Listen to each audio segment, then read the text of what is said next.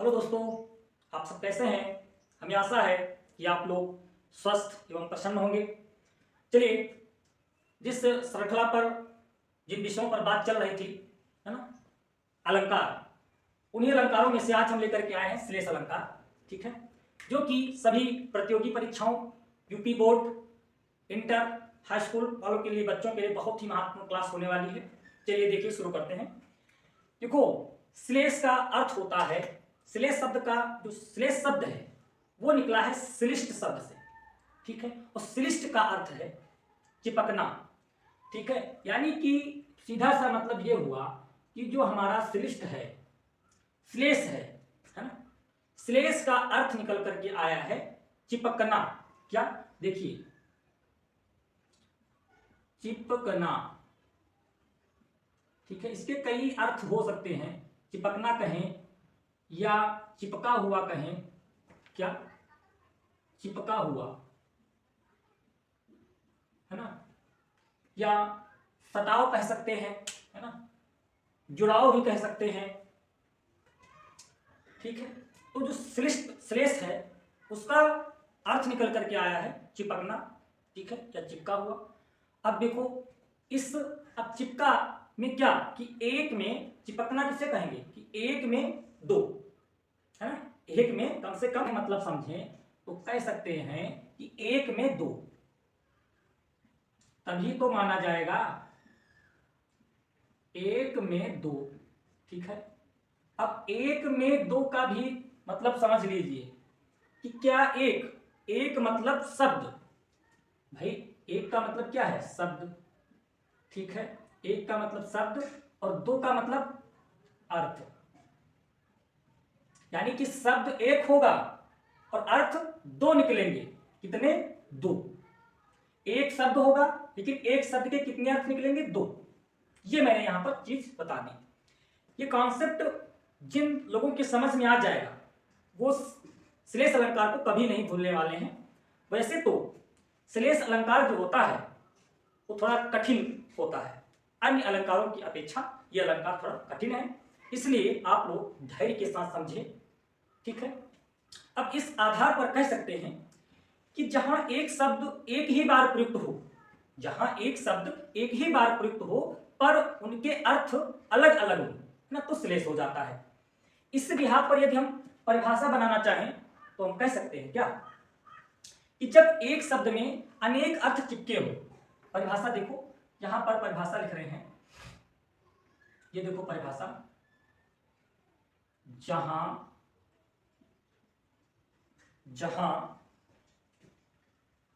एक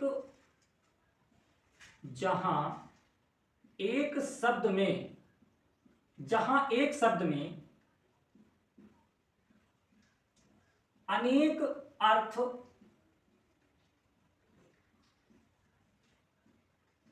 जहां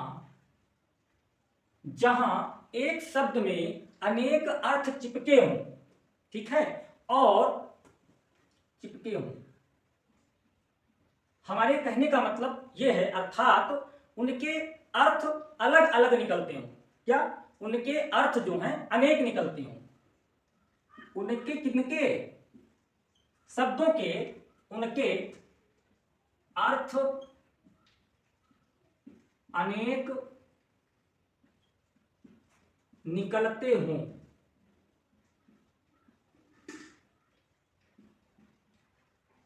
सॉरी, गलत हो गया,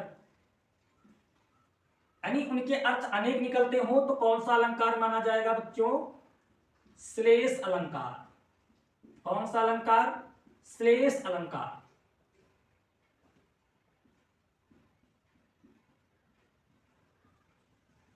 ठीक है, इतना समझ में आ गया हो हमारे प्रिय बच्चों, क्योंकि भाई बहन देख रहे हैं वीडियो को, तो एक लाइक करें, कमेंट करें, अपनी क्लास को जो है शेयर करें, इस क्लास को, यदि क्लास अच्छी लग रही हो तो। एक इस बिहार पर हमने परिभाषा निकाल करके बना ली। अब उदाहरण के माध्यम से आप लोग अच्छी तरीके से आप लोगों के समझ में आ जाएगा कि यमक अलंकार है क्या।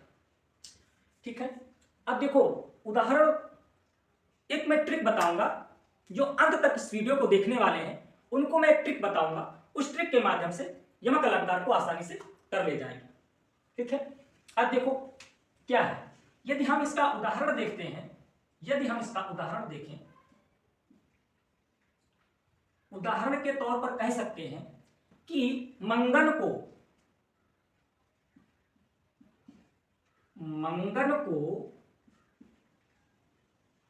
देख पट देत बार बार है। मंगन को देख पट देत बार बार है, ठीक है। मंगन को देख पट देत बार बार है। अब यहां पर हमने परिभाषा क्या बताई कि एक शब्द में अनेक अर्थ चिपके होंगे। अब मैंने कॉन्सेप्ट भी आपको समझाया था कि शब्द एक होगा लेकिन इसके दो क्या होंगे अर्थ, तो अनेक अर्थ, दो से अधिक भी अर्थ हो सकते हैं। तो मंगन को देख पट देत बार बार है। अगर इस तरह आ गया तो आप समझ जाएंगे यमक अलंकार है। लेकिन एक ट्रिक बताने वाला हूं जो कि काम कर जाएगी। अब देखो यहां पर जो पट का मतलब है, एक पट का मतलब है वस्त्र से, यानी कि कपड़ा से, वस्त्र कहो या कपड़ा कहो। एक पट यहां पर मतलब है दरवाजा, क्या दरवाजा, ठीक है। यानी पट शब्द के दो अर्थ निकल करके आगे कपड़ा और दरवाजा। अब इसका अर्थ सुन लो, अर्थ क्या है। जब इसका अर्थ समझाओगे उसके बाद आप कभी नहीं भूलोगे कि यमक अलंकार क्या है। मंगन को देख पट देत बार बार, यानी वह व्यक्ति, मंगन का मतलब हुआ क्या, मंगन का मतलब मांगने वाला, क्या मांगने वाला, और मांगने वाला मतलब भिखारी, और भिखारी को हम कह सकते हैं याचक, याचक भी कहते हैं। देखो यानी वह व्यक्ति याचक को देख करके क्या करता है, बार बार वस्त्र देता है, कपड़े देता है। एक अर्थ ये निकला। दूसरा अर्थ देखो, मंगन को देख पट देत बार बार, दूसरा अर्थ ये है कि क्या अर्थ है कि याचक को देखते ही उसने दरवाजा बंद कर दिया या बंद कर देता है, ठीक है। अब देखो दूसरा उदाहरण जब आप समझ जाएंगे तब आपको अच्छी तरीके से समझ में आ जाएगा। देख लो, रहीमन पानी राखिए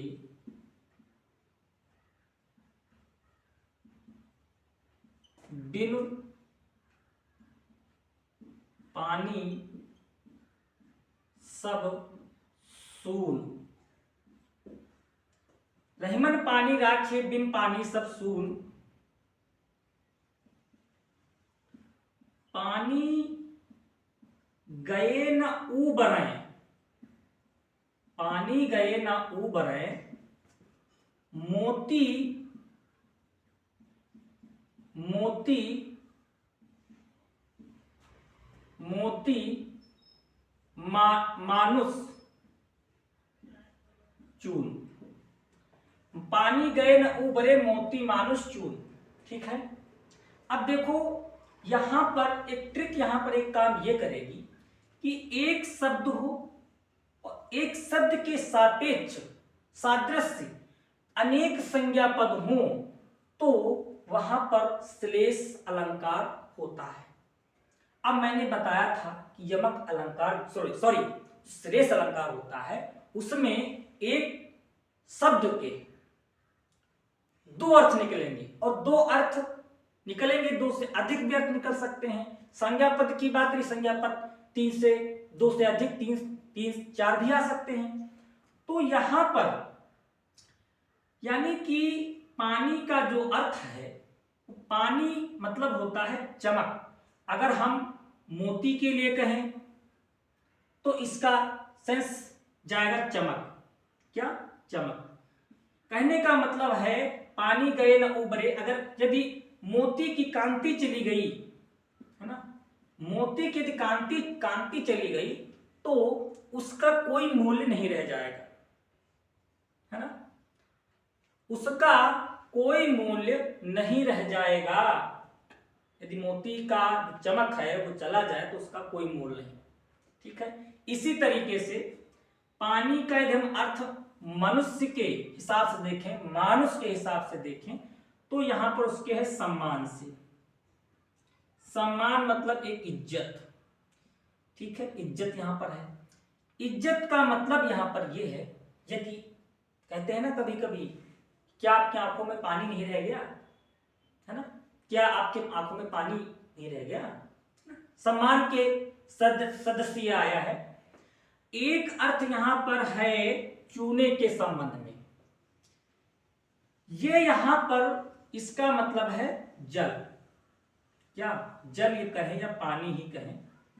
यदि चूने में पानी जो है कम हो जाए, चूने में पानी मर गया हो, मर जाए, तो क्या आप उसमें लाख पानी डालो वो चूना सही नहीं होगा, है ना। इसीलिए कहा गया है कि पानी गए ना उबरे मोती मानुष चूर, ठीक है। हमें आशा है कि आप लोग इतना समझ गए होंगे। यदि आप लोग समझ रहे हैं, यदि आप समझ रहे हैं तो आप लोग एक लाइक और कमेंट्स जरूर करके बताएं कि आपको ये क्लास कैसी लग रही है। अब जो है एक दो उदाहरण मैं आप लोगों के लिए और लेकर के आया हूं, जो कि हमारे जो बच्चे हैं वो लोग समझ जाएं। और मैं तो यही कहना चाहता हूं कि आप सभी लोग एक अपना टाइम टेबल जरूर बनाएं, है ना। टाइम टेबल का मतलब यह है कि यदि आप लोग टाइम टेबल बना के रखते हैं, ठीक है, तो उससे यह होता है,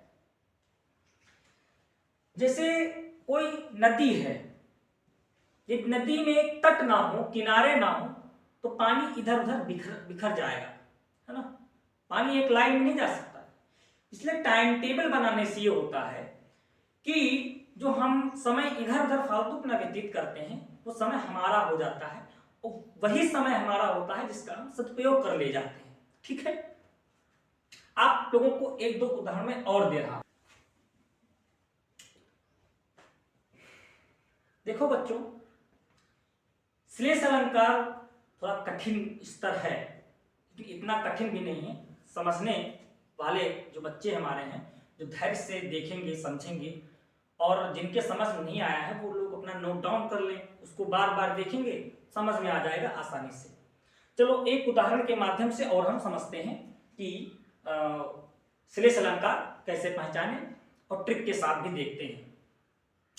कह सकते हैं कि एक अगला उदाहरण है, मेरी भव बाधा हरो राधा नागर सोए, राधा नागर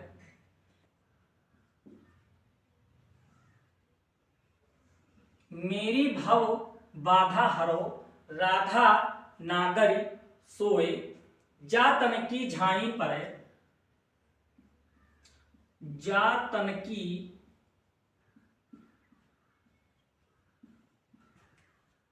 झाई परे, श्याम हरित दुति होए।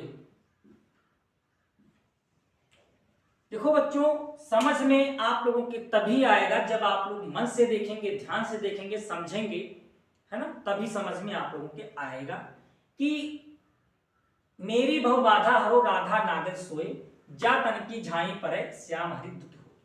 यहां पर एक शब्द के अनेक अर्थ निकल करके आएंगे आपके सामने, आप लोग देख भी सकते हैं। एक जो यदि हम बात करें राधा नागर सोए, राधा नागर, इसमें रूपक अलंकार है राधा नागर में, लेकिन कैसे है ये हम आपको बाद में बताएंगे। देखो यहां पर जा तन की झाई पर श्याम हरिदुत हो, एक जो श्याम हमारा है, श्याम के दो अर्थ हैं। एक तो हमारा अर्थ कृष्ण के लिए है, भगवान श्री कृष्ण के लिए है। दूसरा जो हमारा अर्थ निकलता है काला, ठीक है। इसी प्रकार जो हरित दुति का अर्थ है वो एक हमारा निकल करके आता है क्या, प्रसन्न, क्या प्रसन्न। तो जो दूसरा अर्थ निकल करके आता है वो दूसरा अर्थ क्या हो जाता है? क्या निकल के आएगा? तो दूसरा अर्थ होता है वो होता है हरा, हरा रंग। ठीक है, यहां पर श्याम के दो, कृष्ण और काला, हरिद्युति, प्रसन्न और हरा रंग। देखो श्लेष अलंकार जो थोड़ा कठिन अलंकार है, इसको समझाने के लिए जितने उदाहरण आप लोग पढ़ सकते हैं उतने पढ़ें, उनके अर्थों को समझें। वीडियो लंबा हो तब भी आप देखते जाएंगे, समझ में आता जाएगा।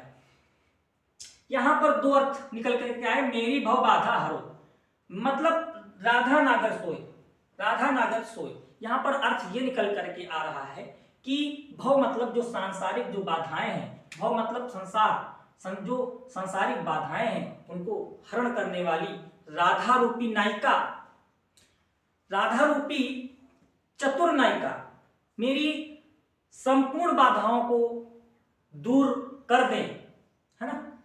जिनके जातन की झाई पर, जिनके शरीर की छाया मात्र, परछाई मात्र पड़ने से भगवान श्री कृष्ण प्रसन्न हो जाते हैं। क्या हो जाते हैं? प्रसन्न। दूसरा अर्थ ये निकल करके हमारे बच्चों आएगा कि एक जो हमारा राधा का रंग कैसा है? राधा का जो रंग है वो पीला है। क्या है? पीला है। समझते रहे ना, राधा का रंग कैसा? पीला। और कृष्ण का रंग कैसा है? काला। राधा का रंग कैसा है? पीला, हल्का पीला। और श्री कृष्ण का रंग कैसा है? काला। यदि हम हल्के पीले और हल्के काले को मिला दें, यदि हम हल्के काले और हल्के पीले रंग को मिला दें तो वो हरा रंग बन जाएगा, है ना। तो आप इतना समझो कि श्याम के दो अर्थ हैं, एक कृष्ण एक काला, हरिद्युति के दो अर्थ हैं प्रसन्न और हरा रंग। इसलिए यहां पर कौन सा अलंकार हुआ? श्लेष अलंकार। ठीक है, एक उदाहरण के माध्यम से और भी समझो, फिर जो है जैसे कि हम कह सकते हैं ये जो हमारा पद है, दोहा है, ये बिहारी जी का है। और बिहारी, महाकवि बिहारी जो है एक रचना से ही हिंदी साहित्य में सदा सदा के लिए अमर हो गए, है ना। अब आप लोग कमेंट करके बताएं कि बिहारी किस काल के कवि माने जाते हैं। ठीक है, देखो एक अगला उदाहरण हम इस प्रकार ले रहे हैं कि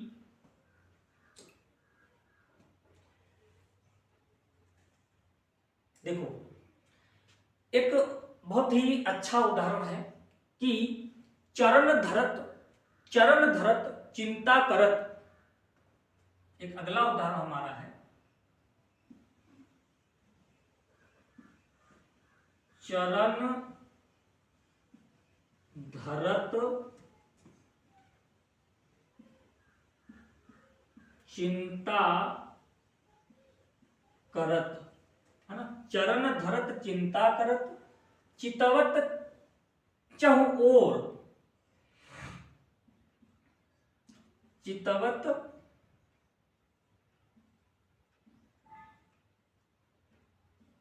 चहु ओर। चरण धरत चिंता करत, चितवत चहु ओर, सुबरन को खोजत फिरत, सुबरन को खोजत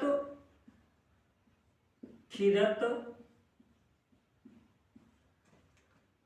कवि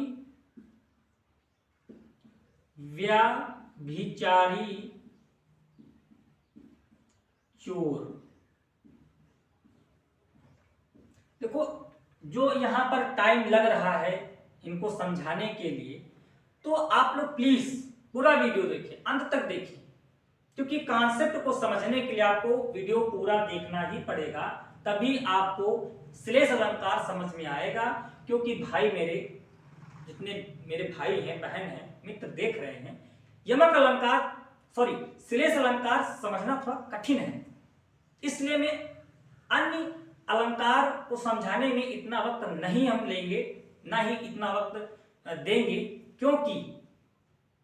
क्योंकि ये अलंकार थोड़ा कठिन पड़ जाता है बच्चों के लिए। इसलिए मैं अधिक से अधिक उदाहरण दे करके आप लोगों को समझा रहे हैं कि चरण धरत चिंता करत चितवत चहु ओर, सुबरन को खोजत फिरत कवि व्यभिचारी लोग। मैंने बताया कि एक पहचान बताई है कि एक शब्द हो और शब्द के सापेक्ष, शब्द के सदृश यदि अनेक संज्ञा पद आए तो आप लोग जरूर श्लेष अलंकार मार देना। जैसे कि यहां पर जो सुवर्ण का मतलब है, इसका अर्थ है स्वर्ण। क्या अर्थ है, ऐसे समझो। यहां पर देखो, ये जो हमारा है कवि से है। अब सुवर्ण कवि क्या, वर्ण, सुंदर वर्ण, वर्ण या शब्द, सुंदर वर्ण। और एक जो सुवर्ण का मतलब है वो व्यभिचारी से है। उस सुवर्ण का मतलब समझ रहे हो, सुंदर स्त्री। ठीक है। तो तीसरा हमारा सुवर्ण का अर्थ है वो है चोर से। चोर मतलब सोना। तो इस जो सुवर्ण शब्द है, इसके तीन अर्थ निकल करके आए, एक सुंदर वर्ण, एक सुंदर स्त्री और एक सोना, है ना। तो अब संज्ञापद एक शब्द है, एक इसके अनेक अर्थ निकले, इसके सापेक्ष तीन संज्ञापद हैं। तो यहां पर सुंदर वर्ण कवि के लिए है, सुंदर स्त्री व्यभिचारी के लिए है, सोना चोर के लिए है। अब इसका अर्थ क्या है इसका अर्थ समझो। मान लो कि कोई व्यक्ति आपसे बात कर रहा हो, आपको सम्मान दे रहा हो, है ना, प्रणाम कर रहा हो, लेकिन सबकी स्थिति अलग अलग है। जो जिसका लक्ष्य होता है उस पर उसका ज्यादा ध्यान होगा।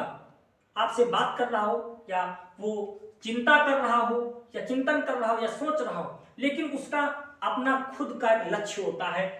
कभी क्या करेगा, कभी चाहे जहां बात कर रहा होता, जिससे बात कर रहा हो, लेकिन वो अच्छे शब्दों के बारे में सोचेगा, अच्छे शब्द को किसी दूसरे से सीखेगा या लेगा या सुनेगा या चिंतन करेगा तो अच्छे शब्द सोचेगा। व्यभिचारी क्या करेगा, मतलब सुंदर स्त्री को, अगर वो आपसे बात भी कर रहा है लेकिन वो सुंदर स्त्री देखते ही उसका मन थोड़ा अलग हो जाएगा, चंचल हो जाएगा। इसी तरीके से चोर जो है, चोर मतलब सोना, चोर का अपना क्या काम होता है, चोरी करना, है ना। वो आपसे भले बात करे, भले कुछ भी करे, लेकिन उसका लक्ष्य तो अपना ही होगा, है ना। तो आप लोग ऐसे समझ सकते हैं। एक हमारा बहुत अच्छा उदाहरण है कि इस प्रकार से है कि जो रहीम गत दीप की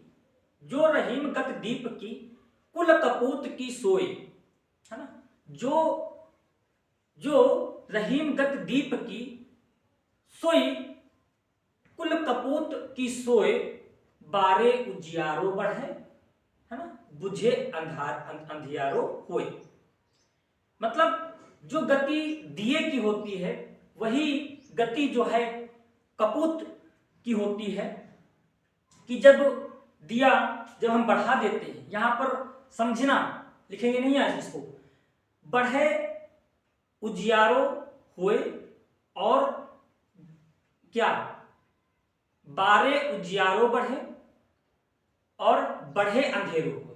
बारे मतलब एक होता है दिया जलाना और एक होता है क्या, बचपन। और बढ़े का मतलब एक होता है हमारा अंधकार और एक अर्थ होता है बड़ा होना। तो बारे उजियारो बढ़े, यदि हम दिए को घर में जलाकर रख दे तो प्रकाश हो जाएगा। और बढ़े अंधेरो हो, यदि इसको हम बढ़ा दें, यदि हम इसको बुझा दें तो क्या हो जाएगा, अंधियारा, प्रकाश नष्ट हो जाएगा, अंधेरा छा जाएगा। इसी तरीके से इसके एक और भी अर्थ है, बारे उजियारो बढ़े।